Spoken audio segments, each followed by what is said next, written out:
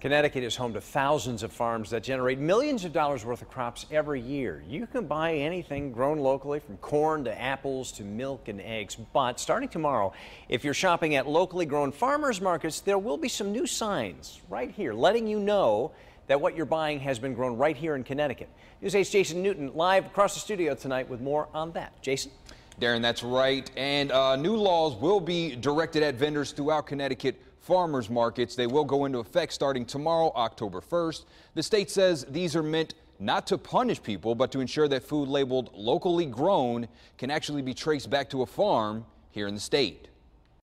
Olympia Melchiono was searching for some fresh cheese peppers, and she ended up in the right place. I can stuff, I can make a fried pepper, I can put in the vinegar. Olympia and her husband are regular customers at Shelton's Stone Gardens farm, where they always know the food is locally grown. All the time I like a fresh produce, and the best way you can buy. Fresh corn, see, that's the best, The owners of Stone Gardens take pride in providing locally grown produce for Connecticut, and they were the catalyst in getting a tougher law passed aimed at those who deceived customers, labeling their food as Connecticut grown when in fact it was not. We would go to market in June, guys would have sweet corn and tomatoes and peppers and eggplants and onions like this, and where's this stuff coming from? Monahan says it was coming from out-of-state wholesalers. People would buy in bulk, drive to a farmer's market, and peddle their produce under the logo locally grown. Us, who are spending money on seed, on fertilizer, labor, all kinds of costs for production.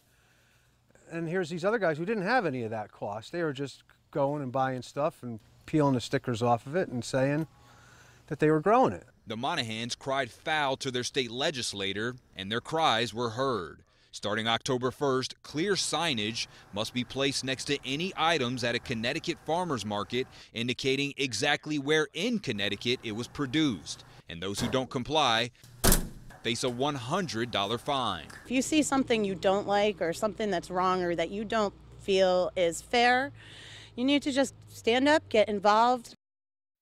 And the owners at Stone Gardens Farm say they welcome and even work with competitors from other state farms. They just want to make sure that the competition is fair. Live in the studio, Jason Newton, News 8.